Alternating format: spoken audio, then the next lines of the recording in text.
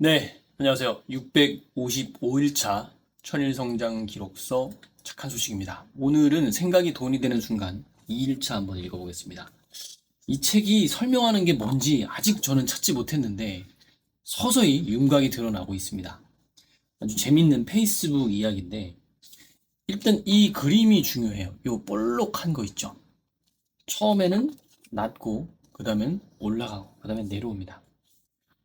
페이스북이라는 게 처음 세상에 나왔습니다. 한 뭐 2003년도, 2004년도라고 치죠. 근데 사람들은 이 페이스북을 접하고 친구 맺기? 재밌어. 그리고 찾아가서 뭐 좋아요 눌러주기? 재밌어. 하고 사람들이 막 가입을 하기 시작을 해요. 그런데 이게 점점 사용자 수가 늘어나니까 여기에 경쟁사가 나타납니다. 경쟁사 이름이 경쟁사 이름이 어디 있나요? 저항하면서 사용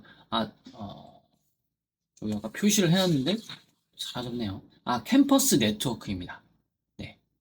캠퍼스 네트워크인데, 초기에 오리지널 버전, 뭐, 친구하고 찜하기만 있었던 것보다도, 뭐, 사진 공유, 뭐, 웰, 액티비티 피드, 뭐, 다양한 거 해서 훨씬 더 좋게 만들었어요. 네.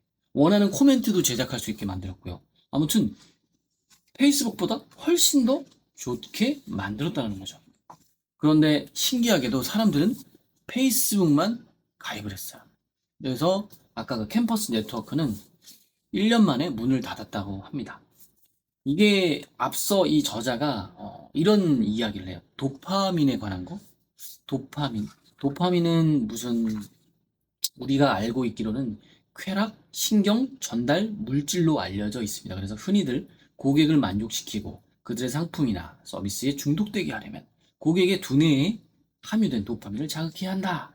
라고 말하고 있지만, 이거는 엄밀히 말해서는 좀 다르다라고 합니다. 쉽게 말해서 앞서 말했던 그 페이스북과 캠퍼스 네트워크의 뭐 차이인데, 어떤 사물을 저희가 여기 또 미술관에 간 그림이 하나 나오는데요. 여기 있죠. 이렇게 어떤 사람이 미술관에서 첫 번째 사진을 봐요. 그러면 처음에는 색다름을 느낍니다. 흥미를 여기 제목 자체가 색다름의 보너스네요. 흥미를 느끼죠. 그 다음에 두 번째 보고 세 번째 보고 이거는 또 어떤 타투 장인에 대한 이야기가 나와요. 타투를 일본풍으로 그리고 거기에다가 막 멋있는 문구를 쓰고 이런 게 처음에는 유행을 했다라고 해요. 그래서 사람들이 커브 곡선이 이렇게 되는 거예요. 이렇게 올라가는 거예요.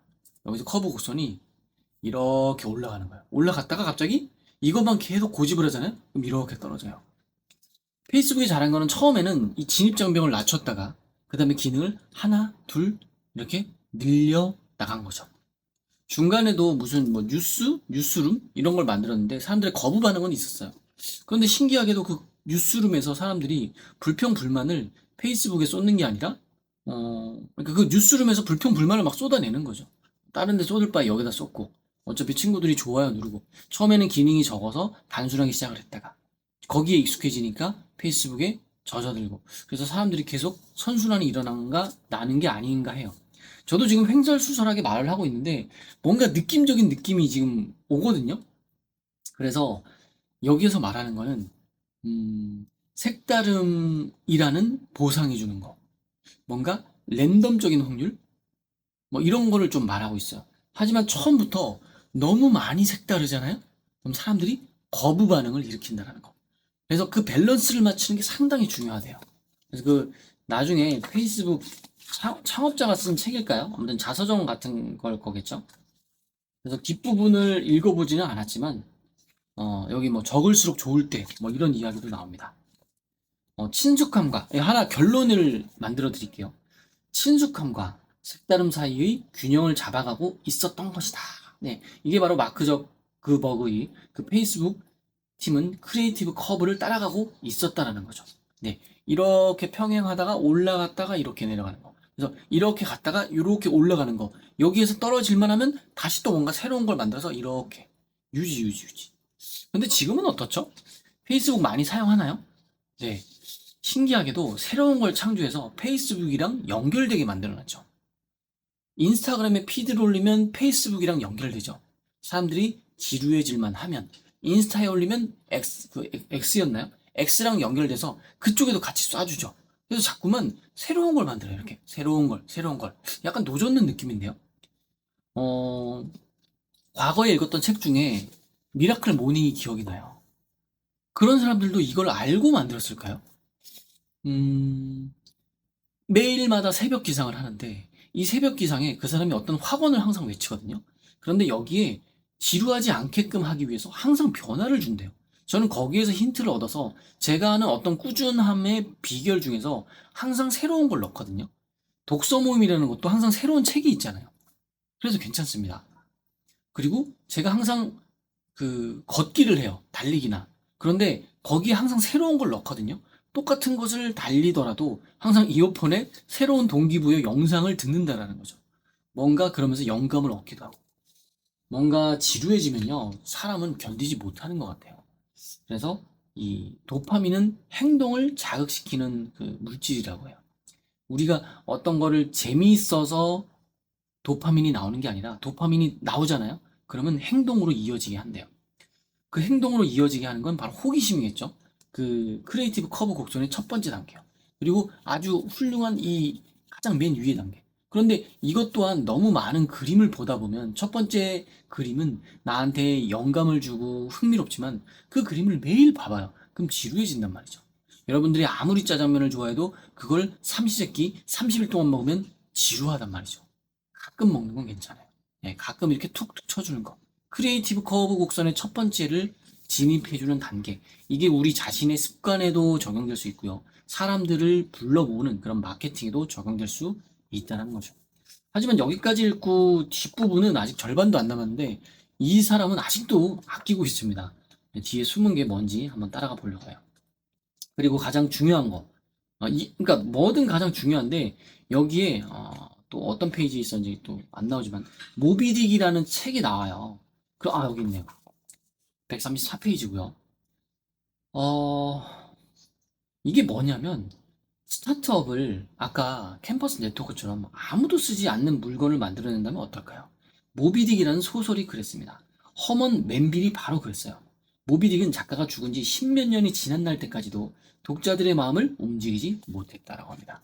자칫하면 그냥 아무도 거들떠보지 못하게 돼요. 그래서 이 작가가 처음에 이거를 말했던 거예요. 네, 요거요. 요 편데 중간에 있는 창의성에 도달하려고 하면 개인이 뒷받침되어야 되고요. 첫 번째. 두 번째, 첫 번째가 소재였나요? 소재가 뒷받침되어야 되고, 두 번째, 문지기가 있어야 되고, 그 다음에 개인이 이걸 딛고 일어서야지 됩니다. 소재는 뭐냐면, 기존의 규칙을 먼저 학습을 해야지 돼요. 기존의 이 그라운드에, 이 필드에 페이스북이라는 SNS 소셜 네트워크, 캠퍼스 네트워크, 그리고 인스타, 유튜브, 어떤 소재가 있는지 알아야지 된다는 거예요. 그러고 보니까 왜 유튜브랑 비슷한 그런 커뮤니티가 나왔을 때 망했는지 이제 좀 알겠네요. 그리고 틱톡은 왜 망하지 않고 올라섰는지. 틱톡 너무 쉬웠죠. 그냥 푹푹푹푹 계속 새로운 것만 보면 돼요. 크리에이트 커브의 첫 번째 이거 무한 반복했죠. 그러고 나서야 지금에서야 틱톡이 뭔가 거기에 뭐죠? 라이트 뭔가 뭐 이런 기능들을 더 추가했던 것 같아요. 개인은 뭐냐면 내가 이걸 여기 제가 뭐라고 써놨는데 처음에 어떤 불편함이 왔을 때 이거를 딛고 일어서가지고 개인이 아무튼 참고 조금 더 가야 된다라고 저는 그렇게 생각했습니다. 하지만 읽어보면 더 나오겠죠. 그 다음에 문지기는 뭐냐면 이 필드에서 어떤 그루예요, 그루. 제가 느낀 거는 그래요. 여러분들이 느꼈을 건 또 다를 수도 있을 겁니다. 그래서 그 필드에서 내가 소재를 가지고 있고 그 필드에 있는 규칙이나 규율을 다 익힌 상태에서 개인이 그거를 꾸준히 해서 약간 창조적인 걸 발휘해야 되고 그런데 여기서 전달하는 방법을 개인이 터득하지 못하면 죽는다라는 거예요. 많은 사람들이 아인슈타인이 어떤 상대성 이론을 개발했다라고 하는데 그 사람 이전에 비슷한 거를 언급했던 사람들이 있었어요. 하지만 전달력의 차이에서 그 아인슈타인이 압도적이었던 거죠. 그래서 그 내가 어떻게 대중을 사로잡을지도 개인이 좀 탐구를 해야 됩니다.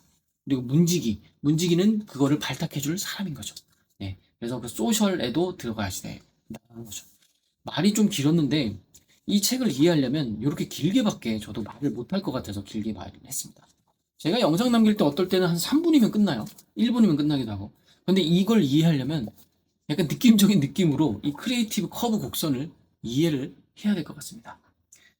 갑자기 이거를 읽다가 제가 아이랑 같이 우리 보드게임 만들어야 되겠다 라는 생각을 해서 그때 막 뭔가 적었던 기억이 나요. 그런데 제가 했던 실수를 만들진 않았지만 처음부터 너무 많은 기능을 넣었다는 거예요. 만약에 여러분들이 아침에 아이들과 함께 독서 시간 모임을 가지려고 해요. 그러면은 우리 이런 것도 하고 저런 것도 하고 이런 것도 해서 재밌게 하자 이게 아니라 한 가지 흥미로운 것에서 출발을 해야지 된다는 거죠. 앉아서 책을 읽는데 그 책을 다 읽으면 게임을 할 수 있어. 여기부터 시작을 하는 겁니다. 거기부터 시작을 해서 진화하는 거죠. 생각해보니까 그렇네요. 잘하면 사탕 하나 줄게. 이게 시작이네요. 그러고 나서 거기에 익숙해지면 다른 것들을 하나, 둘, 셋, 네, 얹혀주는 거죠. 뭐가 될지 모르겠지만. 아이들은 지금 그래서 뭔가 주말 9시가 되면 자발적으로 합니다. 거기다 제가 뭔가를 얹힐지는 또 제가 설계를 해야지 되겠죠. 크리에이티브 커브는 언젠가는 꺾여요. 꺾이기 전에 새로운 걸 도입하자는 거죠. 새로운 걸 도입을 해서 이 사람들을 다시 크리에이티브 커브로 불러들이자라는 거죠. 우리가 한 생각이 그냥 사라질 수도 있습니다. 그런데 이 크리에이티브 커브 곡선을 이해한다면 안 사라질 것 같아요. 네, 저도 제가 운영하는 독서 모임 계속 새로운 걸 창출하는 시간을 가져보겠습니다. 그래서 그런지 저는 항상 우리 독서 모임의 수요일이 되면 도전하는 요일이라고 항상 그 달력 만들어 놨거든요. 네, 말을 많이 했더니 숨이 가파르고 있습니다. 긍정학원으로 마무리해 보겠습니다. 오늘 여러분들이 이해한 거 크리에이티브 커브 곡선 하나만 이해해도 여러분들의 나중에 사업을 하든 노후에 무엇을 하든 정말로 재미있게 여러분들의 습관을, 여러분들의 사업을, 그리고 여러분들의 사람을 모을 그런 훌륭한 무기가 될 거라는 생각이 들었습니다. 나는 1000명의 성공을 돕는 독서 모임 촌독을 크리에이티브 커브 곡선을 이용해서 아주 멀리 그리고 더 많이 모으고 모아서 동료가 많이 만들어지고 그 동료들이 다른 한 분 한 분의 동료들을 다시 돕는 선순환이 이루어지게 하는 그런 독서 모임을 만들고 나도 즐겁게 책을 읽으며 너무나도 행복하게 책을 읽고 있을 것이다 입니다. 감사합니다.